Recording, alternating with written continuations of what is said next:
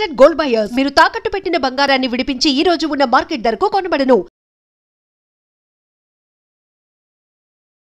So దేశం దశ దిశ మార్చాలి అనే ఆలోచన రాహుల్ గాంధీకి ఉంది. బట్ రేవంత్ రెడ్డికి రాష్ట్రం దశ దిశ మార్చాలనే ఆలోచన లేదా? ఆయన ఏవి కులగణన లెక్కలు మార్చే ఆలోచనలు ఉన్నాడు కానీ దశ దిశ మార్చే లెక్కల్లో లేడు ఆయన.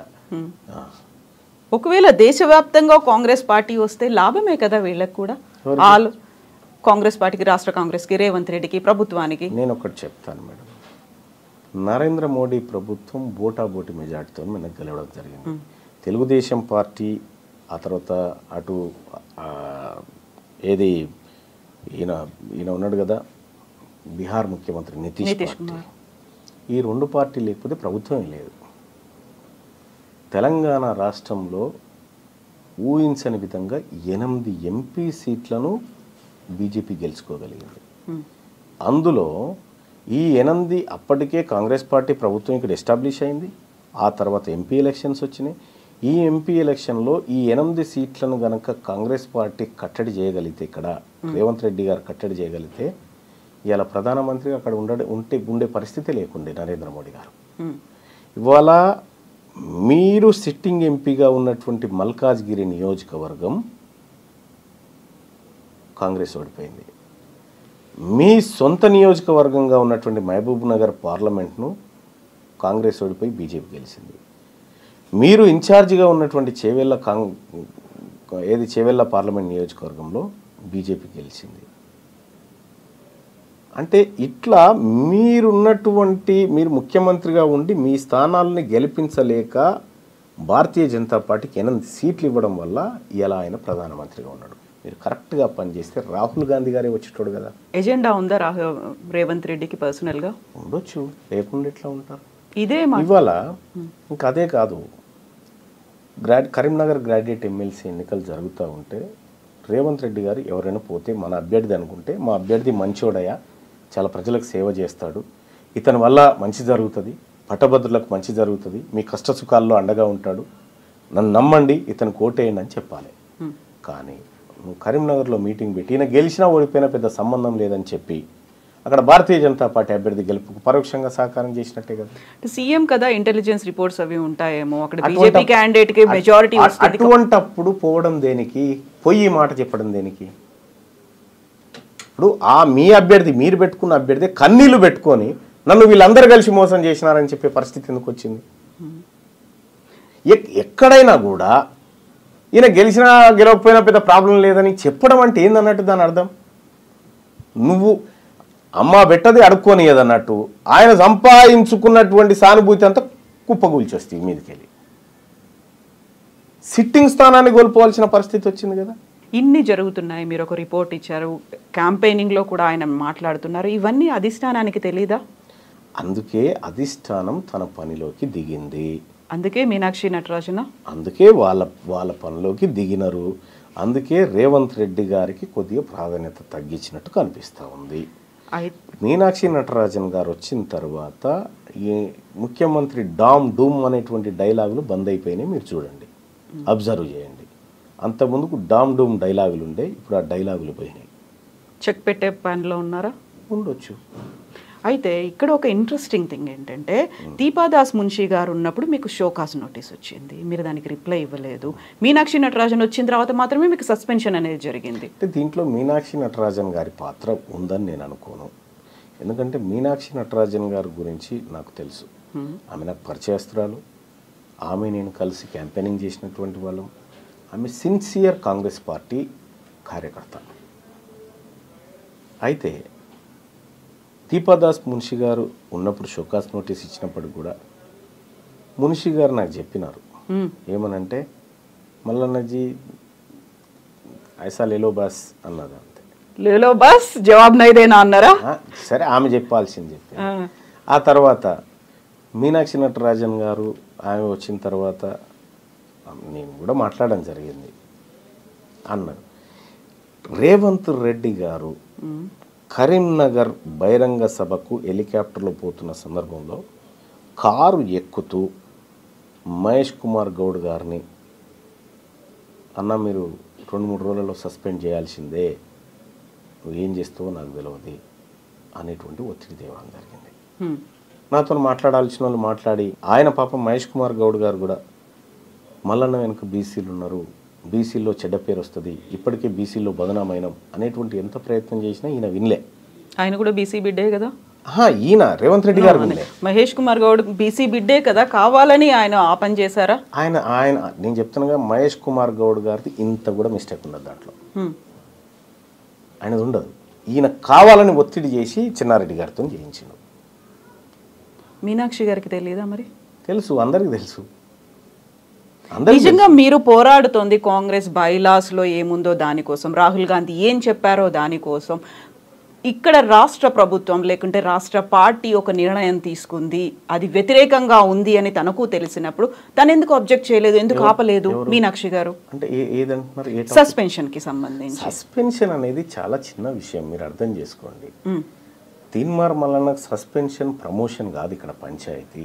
ఇక్కడ పంచాయతీ సర్వేకు సంబంధించిన లెక్కల పంచాయతీది. ఇప్పుడు నన్ను సస్పెండ్ చేసినా గంతే, చేయకపోయినా గంతే. కాకపోతే దీనికి అంతా లింక్ ఇంటర్నల్ గా ఉంది, సర్వేనే కాబట్టి. సర్వే పంచాయతీది. ఈ వర్గాల నుంచి మేము ఏదో లెక్క చేసి చెప్తామయా, నువ్వు విని ఆడు ఉండాలి, నువ్వు ఎట్లా మాట్లాడుతావు ఇదంతా అనేటువంటి అజంప్షన్ చేస్తే పడి ఉండలేము కదా, పక్కాగా మాట్లాడతాం కదా. అదే మాట్లాడినాము. అది నీకు నచ్చకపోతే నేనేం చేస్తా? ఇక్కడ మల్లన్న గారు ఒక ఇంట్రెస్టింగ్ అబ్జర్వేషన్ అనాలిసిస్ ఏంటంటే, ఈ రాష్ట్ర ప్రభుత్వం ఏర్పడ్డ దగ్గర నుంచి హామీల అమలు అనేది జరగలేదు. 6 గ్యారంటీ స్కీమ్లకు సంబంధించి అడుగు ముందుకు పడట్లేదు. ఎంతసేపు అప్పులో ఊబిలో ఉన్నాము, లేకపోతే ఆర్థిక సంక్షోభంలో ఉన్నాము, ఇవన్నీ అవుతున్నాయి. ప్రజల్లో వ్యతిరేకత అనేది వస్తుంది, వాళ్ళు క్వశ్చన్ చేస్తున్నారు, ప్రతి చోట ఆందోళనలు అవుతున్నాయి. కాబట్టి డైవర్షన్ పాలిటిక్స్ అనేవి గతంలో హైడ్రా వచ్చింది, మూసీ వచ్చింది, ఇలాంటి దాంట్లో భాగంగానే రేవంత్ మల్లన్న కలిశారు, కావాలని ఆడుతున్నటువంటి ఇంకొక డైవర్షన్ డ్రామా అనే మాట. రేవంత్ రెడ్డి గారు నేను పాలోళ్ళం కాదు. ఆయన గెట్టు పక్క పంటే నాకు గెట్టు లేదు, ఆయన ఇంటి పక్క పంటే నాకు ఇల్లు లేదు. ఆయన ఆ వర్గాల ప్రజల మేలు కోసం పనిచేస్తున్న వ్యక్తి, నేను నా ప్రజల కోసం పనిచేస్తున్నటువంటి వ్యక్తిని. రేవంత్ రెడ్డి గారు ఆడమంటే ఆడడానికి, దుంకుమంటే దుంకడానికి సర్కస్లో కోతులం కాదు. మేము పక్కాగా మాకేది కావాలో దానికోసమే పోరాడుతున్నాం. సో రాష్ట్ర ప్రభుత్వానికి వచ్చిన వ్యతిరేకతను డైవర్ట్ చేయడం కోసం ముఖ్యమంత్రి గారు ఏమైనా చేస్తే చేసుకుంటుండొచ్చు, కానీ మేము పక్కా మా లైన్లోనే ఉన్నాము. మమ్మల్ని ఎవరో ఆడించాల్సిన అవసరం లేదు, ఆడిస్తే ఆడడానికి మేము సిద్ధంగా లేము. అయితే ఇప్పుడు మీరు ఏకైక ఎజెండా బీసీలకి సంబంధించి ముందుకు వెళ్ళాలి అనుకుంటున్నారు. దెన్ వాట్ అబౌట్ కాంగ్రెస్ ప్రభుత్వం ఇచ్చినటువంటి హామీలు అమలు? ప్రజలు ఎదురు చూస్తున్నారు, ఇంకా 4 ఏళ్ల పాటు పాలన కొనసాగాలి. దాని మీద పోరాటం మల్లన్న చేస్తాడా, చేయరా? కరెక్ట్. ఇప్పుడు కేసీఆర్ గారి ప్రభుత్వం పైన 10 ఏళ్ల పాటు ఒక సుదీర్ఘ పోరాటం చేసి అనేక కేసులు, జైలు జీవితాలు, ఎన్నో ధ్వంసాలు విధ్వంసాలు ఎన్నో జరిగాయి. ఆ రోజు ఉన్నటువంటి ప్రతిపక్షము తన పాత్రను పకడ్బందీగా నిర్వహించి ఉంటే ఆ పని నేను చేయాల్సింది కాదు, ఆ పోరాటం అనేది నేను చేయాల్సింది కాదు. ఆ రోజు ప్రతిపక్షంలో ఉన్న రేవంత్ రెడ్డి గారు చేయాల్సిన పనిని ఆయన చెద్దరు కప్పుకొని పడుకుండాల. మేము జైళ్ళు, కొట్లాటలు, దాడులు ఇవన్నీ మేము ఎదుర్కొన్నాం. మీరు చేయాల్సిన బాధ్యత, మీరు బాధ్యత నుంచి తప్పుకున్నప్పుడు ఆ పాత్రలో ఉన్నా నేను. ఇవాళ మీరు అమలు చేస్తున్నటువంటి 6 గ్యారంటీలు ఏవైతే ఉన్నాయో దాని మీద ఏమైనా జరిగిందంటే ఆ ప్రతిపక్షం ఫెయిల్ అయినప్పుడు నేను అడ్డుదిగుతా. ప్రతిపక్షం బీఆర్ఎస్ పార్టీ ఏదైతే ఉందో వాళ్ళు అడగడంలో ఫెయిల్ అయిపోతే, వాళ్ళు నిలదీయడంలో ఫెయిల్ అయిపోతే నేను ఆ పాత్రలోకి వస్తా. ఎంత టైం పడుతుంది? ఇప్పటికి ఆల్రెడీ 1.5 year అయ్యింది. ఇంకొకటి ఏంటంటే ఉన్నటువంటి ఆర్థిక పరిస్థితిని చూసి కూడా కొంత మాట్లాడాలి. సరే, రేవంత్ రెడ్డి గారు డామ్ డూమ్ అని చాలా డైలాగులు చెప్పొచ్చు, చేస్తామని. ఆఖరికి మొన్న ఇండియా టుడే కాంక్లేవ్లో కూడా చెప్పేసిండు, నేను డబ్బులు ఉన్నాయి అనుకున్నా లేవు, 6 గ్యారంటీలు కష్టం అనేటువంటి మాట ఆయన చెప్పిండు. తులం బంగారం ఇచ్చే పరిస్థితులు లేవని పొంగులేటి శ్రీనివాస్ గారు చెప్పిండు. ఇట్లా వీళ్ళన్నీ చెప్తా ఉన్నారు. అంటే కొంచెం అంటే చేతులు పూర్తిగా పైకి ఎత్తకుండా కొంచెం ఎత్తుకుంటూ వస్తూ ఉన్నారు. పూర్తిగా ఎత్తినాడు మాట్లాడతారు. సో మీరు అన్నారు అప్పుడు పోరాటాలు చేసినప్పుడు విపరీతమైనటువంటి దాడులు జరిగాయి, కేసులు, అరెస్టులు. ఈసారి ఇప్పుడు మీరు 1.5 year అయినప్పటికీ చూసి చూడనట్టుగా వదిలేస్తున్నారు. కాబట్టి మీకు కీలకమైనటువంటి అంశం కాస్ట్ సెన్సస్ మేడం. మాకు ఈ 42% రిజర్వేషన్ చేస్తామంటున్నారు కదా. మేము దానికోసమే వర్క్ చేస్తాం. ఇప్పుడు మేము ఈ స్థాయిలో పోరాటం చేస్తున్నాం కాబట్టి ఈ కదలిక ఉంది. ఈ అంశాన్ని వదిలిపెట్టి, కీలకమైన అంశాన్ని వదిలిపెట్టి ఇప్పుడు వీటి గురించి పడ్డామనుకోండి, అసలైన అంశం మరుగున పడుతుంది. బట్ రెండింటిని బ్యాలెన్స్ చేయాల్సినటువంటి అవసరం ఉంది. ఇప్పుడు 42% అంటున్నారు, ఇక్కడ 100% ప్రజల కోసం కూడా పోరాడాలి కదా మీరు. అది దానికి ఒక పక్షం ఉంది. ఇప్పుడు అంటే ప్రతిపక్షం అనేది ప్రజాస్వామ్య దేశంలో ప్రతిపక్షం అనేది చాలా ఇంపార్టెంట్. వాళ్ళు వాళ్ళ పాత్రను నిర్వర్తించడంలో ఫెయిల్ అయినప్పుడు ప్రజలే ప్రతిపక్షంగా మారుతారు. సో చాలా కంట్రీస్లో అదే జరిగింది.